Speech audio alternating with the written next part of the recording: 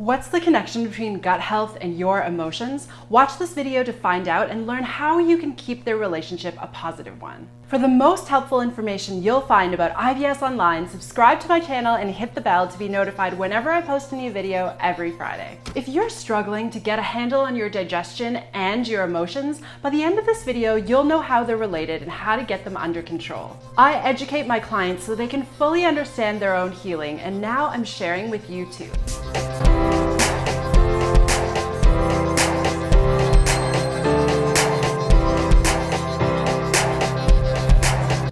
You're familiar with these phrases: gut-wrenching, gutted, gut instinct, gut reaction, turning your stomach, gut feeling. And that's just in English. We use the word gut to describe feeling, intuition, and our body's instinctive reaction. Saying trust your gut means that your gut knows what you want and need before your mind does. And if your gut is capable of sensing and feeling, then there's absolutely a connection between your gut and your mental and emotional health.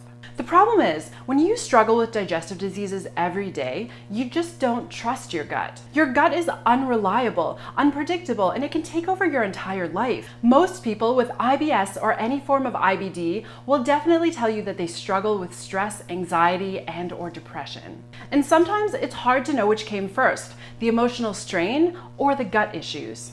Do you also struggle with anxiety or depression? Let me know by dropping a yes or a no in the comments below. For most people, the biggest indicator of anxiety when it comes to gut issues is overthinking and obsessive thinking. A lot of times with IBS, you're obsessively thinking about whether or not you're going to be okay as soon as you step out the door, or whether you'll have to run to the bathroom and bail on all your plans. And it becomes a vicious cycle, right? You're so anxious about your symptoms that you cause your body to react to your anxiety, and it causes a flare-up. And then the depression sinks in when you find yourself holed up at home, unable to live your life because your gut issues are so unpredictable. From a traditional Chinese medicine perspective, or TCM for short, the body is a holistic system. It's not just that the whole body is related to itself, but that the body is also related to the mind and the spirit. TCM organ systems are actually responsible for both physical and mental emotional functions, which is why there's a strong correlation between your physical and your mental emotional health. In a previous episode, I mentioned that overthinking and overworry directly affects the TCM digestive system, and the reverse is true too.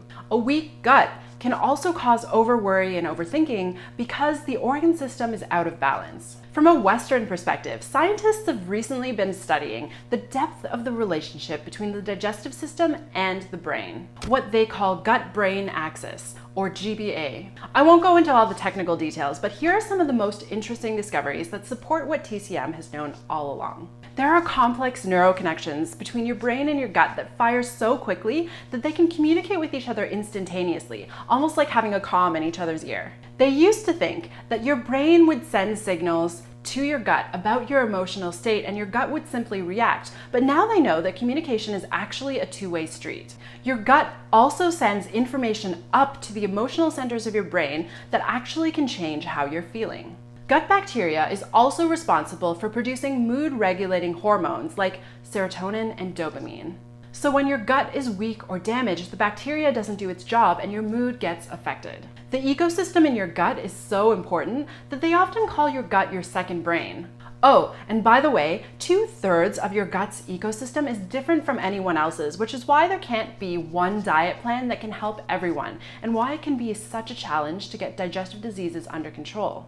Okay, so now that you know that the gut and brain are besties, what can you do to make sure that they end up being positive influences on each other instead of leading each other astray? The answer is to make sure that you set them up for success. Even though they're damaged and currently on the wrong path, by making a few shifts to support your physical and emotional well-being, you'll be able to turn them around and make sure that they thrive.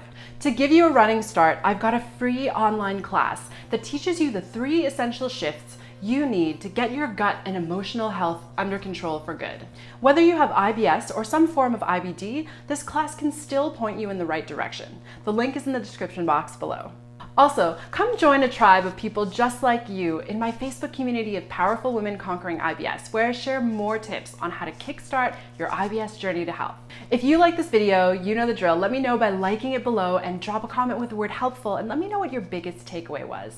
And make sure that you share this with everybody that you know who needs your help, whether it's digestive diseases of IBD or of IBS, because we want to make sure that everybody knows that IBS and digestive diseases are not a forever thing, so that we can all beat this together. I have so much more to share with you, including even more tips on how you can really kick your IBS to the curb.